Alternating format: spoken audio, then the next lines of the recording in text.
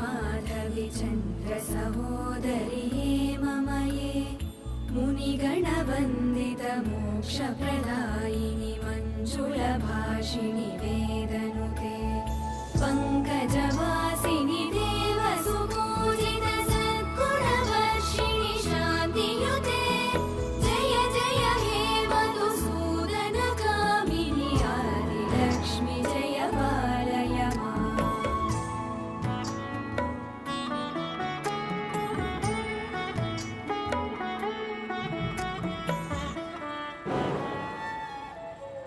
अयि कलिकल्मषनाशिनि कामिनि